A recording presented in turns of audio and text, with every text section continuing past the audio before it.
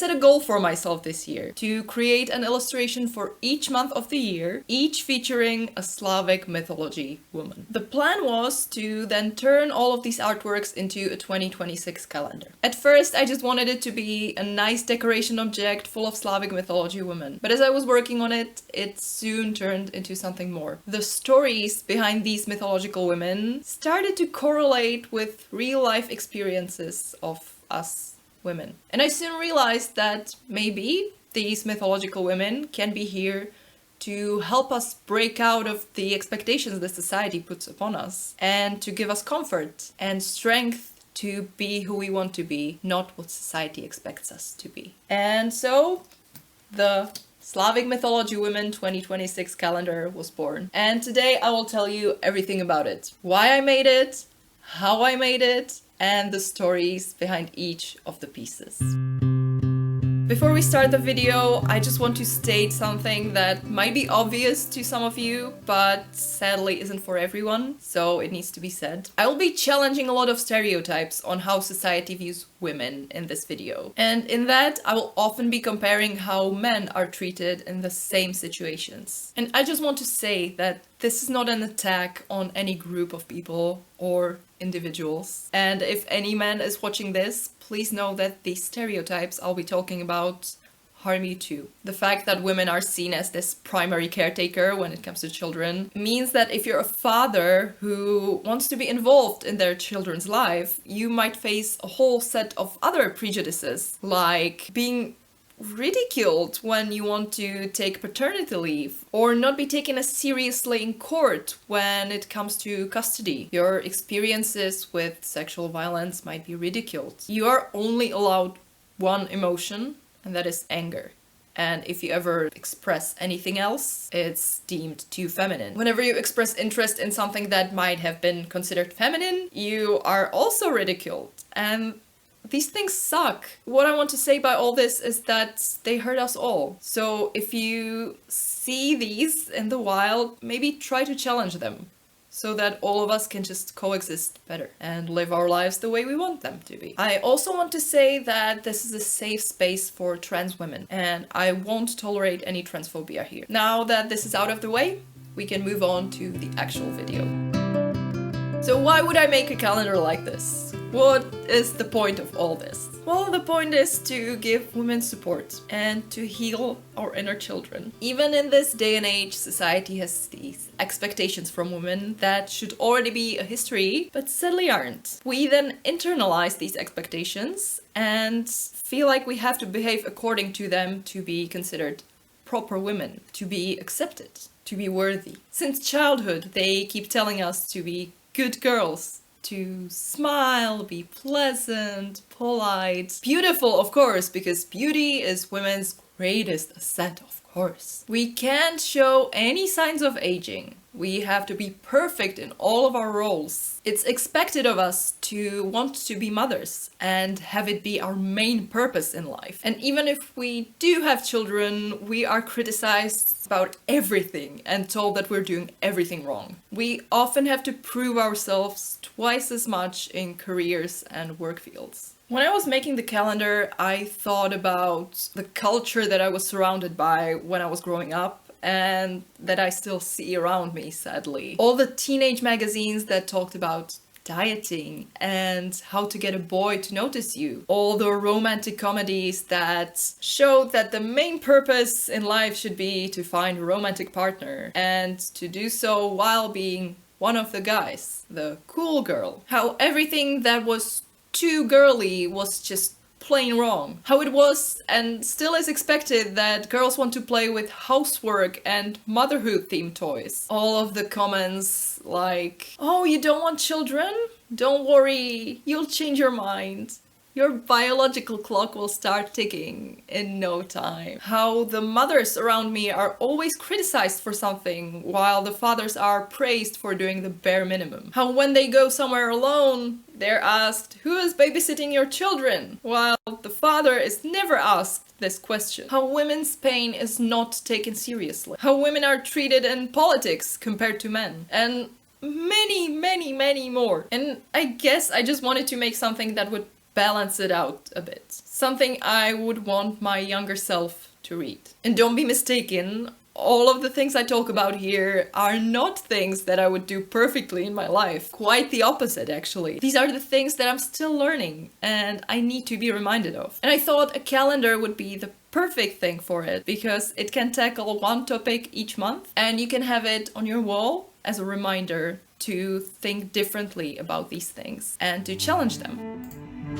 Now, how did I make this calendar? Did I just randomly pick 12 women in the mythology and talked about random stuff? No, of course not. I drew the knowledge from several books on Slavic mythology. I can give you some examples here. Mostly they're in Czech, one is in Polish, so I don't know if you would be able to find it in your language, but if you're interested, here they are. I would either pick a theme or a topic I would like to challenge in the calendar and then try to find a mythology character that would show that theme the best. Or I would read about the characters and then realize, oh wow, this actually would correlate to this thing we're experiencing. And I will tell you everything about that later when I talk about each of the months individually. So whenever I talk about the mythology, know that it's knowledge from the books, from my internet research and everything. However, the appearances of the characters and the messages they give you, those are mostly mine. And why Slavic mythology? Well, I'm obsessed with it and I grew up with it. I know most of the characters from my childhood, from the stories I was told when I was a child, and I just love researching and reading about them and learning more. And one thing I learned is that often the characters that would be talked about in the stories as pure evil, for example Baba Yaga, were actually more morally ambiguous or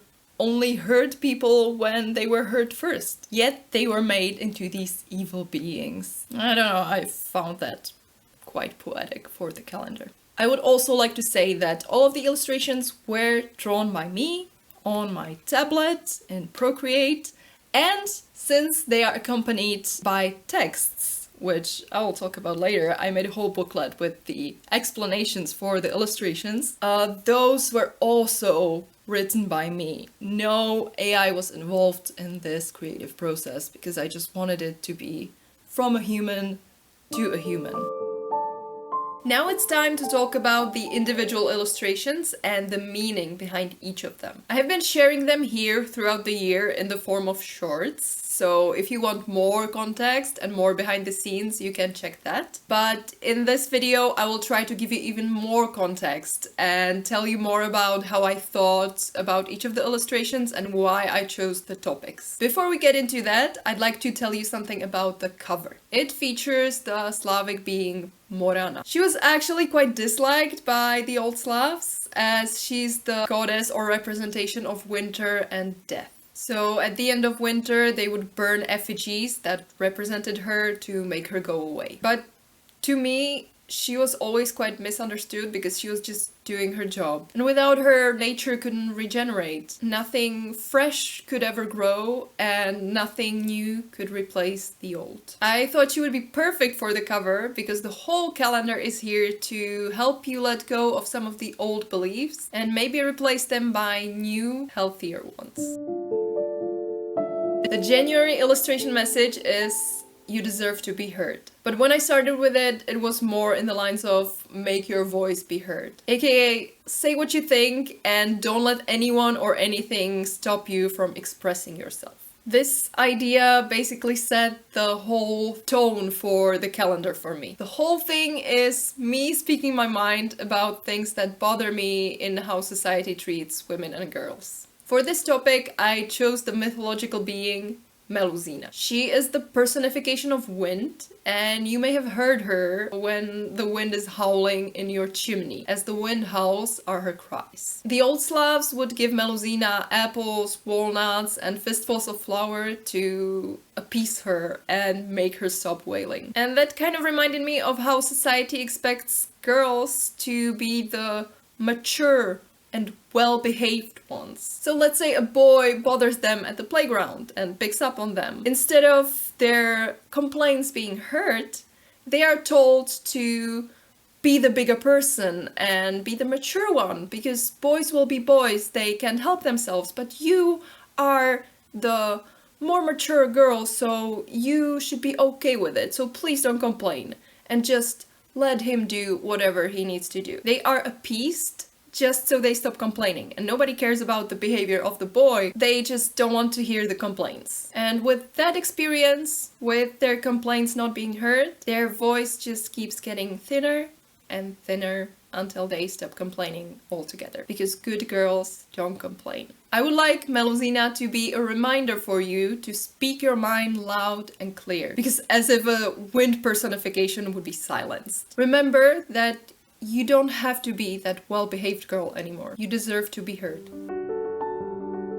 The February piece is about aging. The inspiration for this was the idea that media keeps selling us, which is that a woman that turns 30 practically stops existing. Where actors are allowed to age like fine wine, actresses are criticized for any signs of wrinkles. I grew up watching films where there was a huge age gap between the main couple, because God forbid we actually hire women that are the same age as the man she's supposed to be in a relationship with. And I'm sad that I was taught to think about women aging like that. For this theme, I chose the morning star. She's the last star that shines in the morning sky. Stereotypically, she would be portrayed as a young, fair maiden. As if a celestial being that has been here for millennia doesn't deserve some wrinkles. So I portrayed her as an old woman. She's here to remind us to not fear aging and to not be discouraged by the way it's portrayed in the media. We should shine our light brightly and wear the signs of aging with pride. Every wrinkle should be celebrated,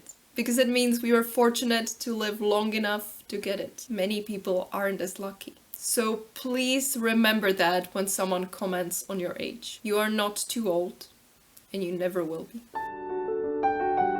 So you know how men are praised for babysitting their children or helping with household chores when it's just expected of women. How women's work and place in history was often erased. Well, this is what the March artwork is about. The invisible work of women. This piece was one of those that just wrote itself as I was doing my Slavic mythology research. As I learned, Vesna, the goddess of spring, is the one that brings the spring. She brings the greenery, the warmth, the flowers, everything. She does the work so that spring can arrive. And yet, the thing that would be celebrated to a much bigger extent was the first lightning strike of Perun, the god of thunder, that just announced the spring arrival. So in my illustration I inverted it. I kept Perun's lightning, but it's in the background. And the main star of the show is the one who does all the work. Vesna. I'd like this to be a reminder for you to put yourself into the foreground as well. Maybe no one else will give you the praise you deserve, but you should absolutely give it to yourself. Celebrate your hard work. Same as the February piece was about appearance, this one is too, but it's specifically about the concept of ugliness. I just hate how we always have to add descriptive words to our bodies. They're always too much, not enough, or just straight up ugly. I don't think our bodies need any descriptive words. Not even the positive ones. Our bodies just have to exist. The short video I made for this piece is probably my favorite, because at one point I show my face with a full-on eczema flare-up, which is of course something I am self-conscious about, but at the same time, should this be something that would stop me from living my life and going to places I want to go just because somebody might call me ugly? No, of course not. I chose Woodwose for this piece because, unfortunately, she's often called ugly whenever somebody describes her. But that's absolutely not the first thing you should know about her. She actually sounds like a wonderful being to be around. She's very curious about humans, she loves to dance, she knows how to make all kinds of ointments and potions. She's enjoying life, not worrying about whether her body fits any weird standards. She is experiencing life thanks to it. And this is what I'd like you to remember about this piece as well. Please treat your body with kindness. It doesn't deserve to be called names. It deserves to be appreciated for allowing you to enjoy all the things that life has to offer. In the other artworks, I talk about how society treats women badly, but the truth is that sometimes it's other women that treat women badly. And sometimes that hurts even more. If you criticize women for the things that you maybe have been criticized for in the past as well, or for the things you deep down wish you had the courage to do but don't, or trying to distance yourself from anything feminine in order to appear more cool and like one of the guys, that's not very nice, is it? Of course, this behavior yet again stems from the expectations of society. We feel like we have to show we're one of the guys to be accepted and to be worthy. But what good does it bring if, apart from society putting us down, we also do it to each other? For the month of May, I chose fairies. Because in mythology, whenever fairies dance together, there are more flowers, the grass is greener, more mushrooms grow, the environment flourishes. By this illustration, I wanted to show that if we stick together and support each other, maybe our environment will flourish as well.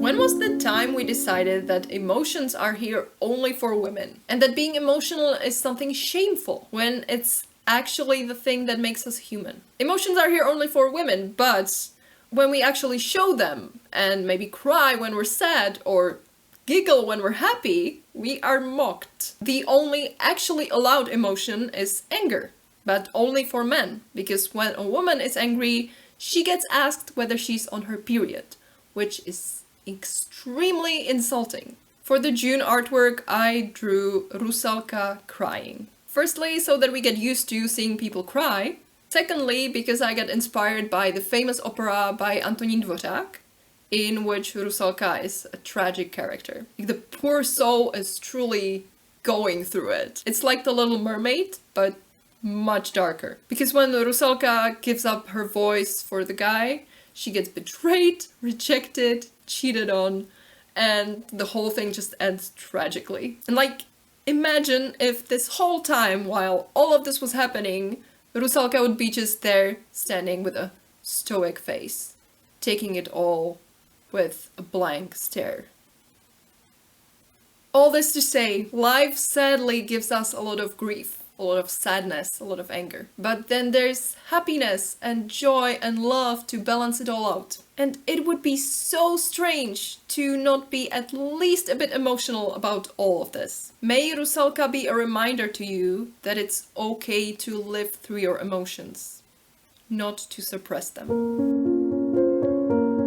If you're feeling lost, stuck, or asking yourself, what the hell am I doing with my life? This artwork is for you. There's this expectation that all of us will follow this very specific life path that is supposed to be perfect for every woman, and it goes something like this. Go to college, find a good man, whatever that means, get married, birth children, to ideally boy and a girl, be the perfect mother to them but also work, and take care of the household and everything, and do all of this with a smile on your face and not complain because you are living the dream. If you dare to live your life differently, you will be certainly met with critique. But even if you do follow that specific path to the T, you will still be criticized for doing something wrong, or that you should have done something a bit better or differently. What I want to say by this is that no matter what you do in life, you will be disappointing someone. So how about we concentrate on that one thing that actually matters, and that is not disappointing ourselves. Your only goal in life is to find a path that will work for you. And in that searching, you may take some wrong turns and might have to go back to a crossroad and try again. And that's perfectly okay. The being I chose for this topic is Will-o'-the-wisp. She's a little light that shows above bogs or swamps to lost travelers. If those travelers are disrespectful to her, she will lead them astray from the path and drown them. But if they are respectful, she will show them the right path. Imagine there's a little will-o'-the-wisp inside of you. If you're respectful to yourself and your wishes, the right path will show up eventually. But there's no rush. It's okay to feel lost from time to time.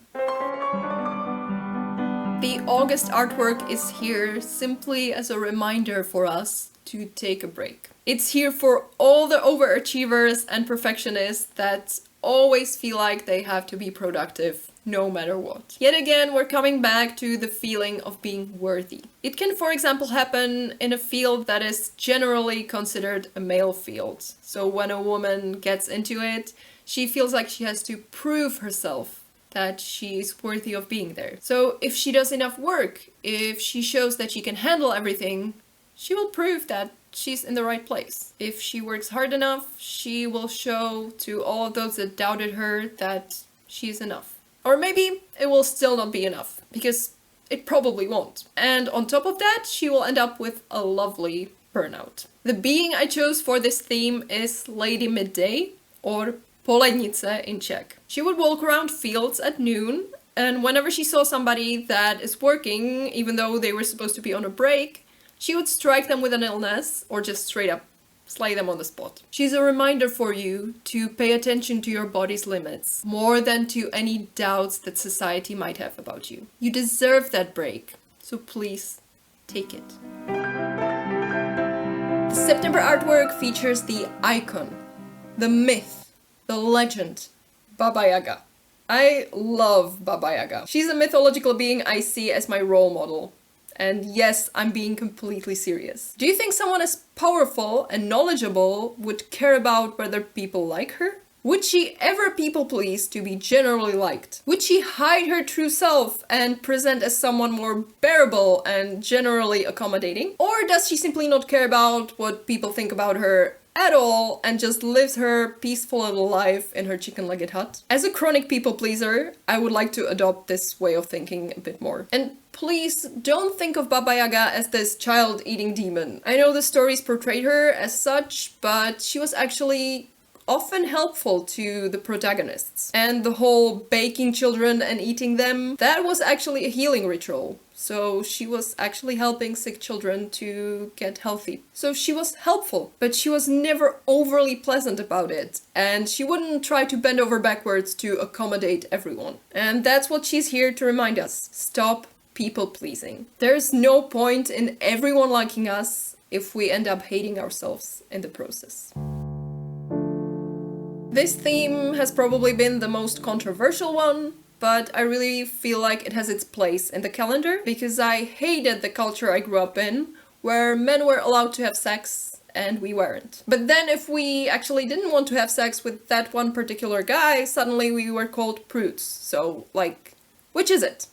Pick one. And don't even get me started on when you don't have any interest in any sexual activities and might be on the ROA spectrum. That's of course also wrong by society standards. I thought about how we can never win in this regard. And so I paired this theme with Striga, who is also cursed because of how she was born. So she can also not win. If a person is born with certain physical characteristics, they are said to become Striga after they die. And if such person appeared, they were shunned from society because everyone was afraid that they would become Striga. But then when they died and indeed did become Striga, they would go back to that society that shunned them and have their revenge on them. What I wanted to highlight by that is that the curse was there because of society's fear, not any predetermining factors. The overarching theme of this calendar is, as long as it is not harming anyone, just do whatever you want. And that includes having as much safe and consensual sex as you want. Or not any at all, because your sexuality is not a curse.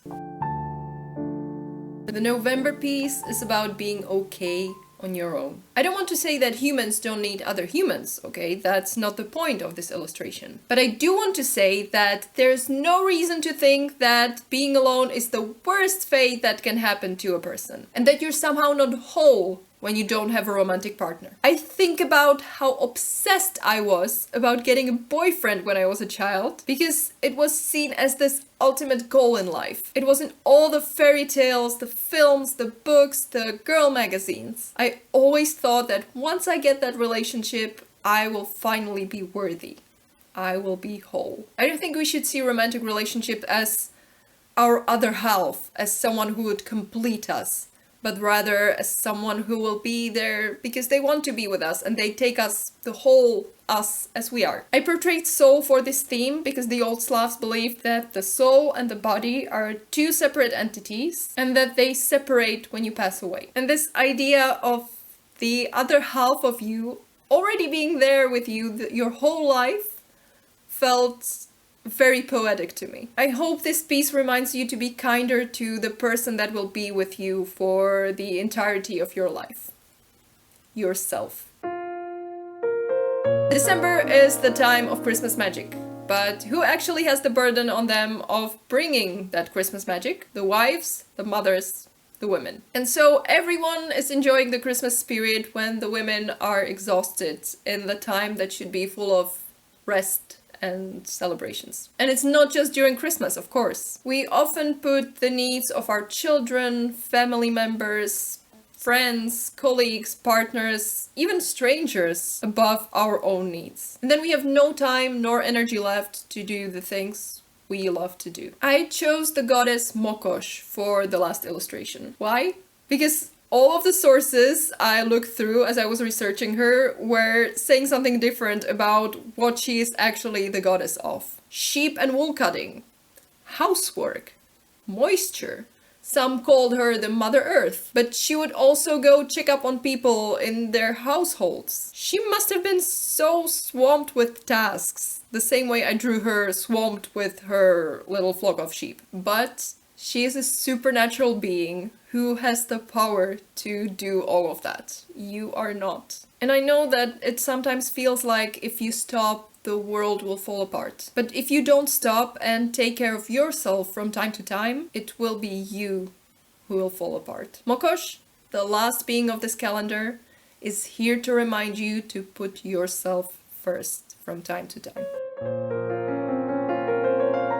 So now you know the stories behind all of the illustrations. And maybe you hate it and are off to write me a scathing comment. But maybe it resonated with you. And you're thinking that it would be nice to adopt these messages these beings bring. But how? And this is where the calendar comes in. The fact that this is a wall calendar means that for every month there will be one Slavic being watching over you and reminding you to stand up for yourself or be kinder to yourself. Every time you look at your wall, you will be reminded to make your voice be heard, to show your emotions, to put yourself first. And you won't get overwhelmed because you'll have an entire month to internalize that one message before you move on to the next one. I didn't want this to be just a calendar because I felt like the pieces need the context. So that's why each of the calendars comes with a booklet that has all the messages and the stories behind these illustrations and the beings. Each of the texts has a little journaling prompt at the end, which will help you to even better internalize the messages. But even after the year is over, the calendar can still be there for you. The booklet is timeless.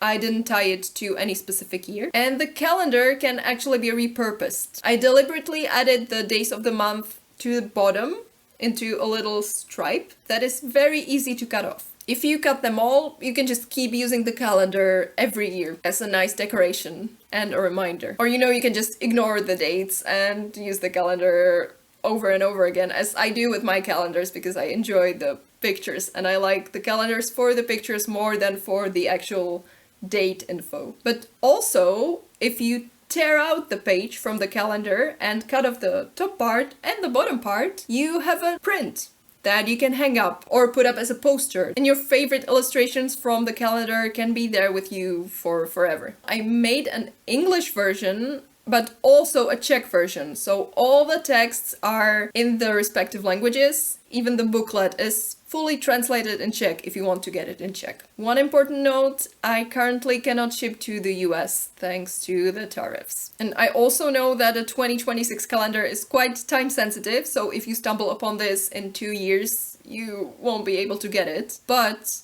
the meanings behind the pieces still stand, so you can still watch the video. But also, I am thinking about making a digital form of this calendar so that you can get it whenever you need. For the current state of things, please refer to the descriptions. I will share any updates about any of the products there.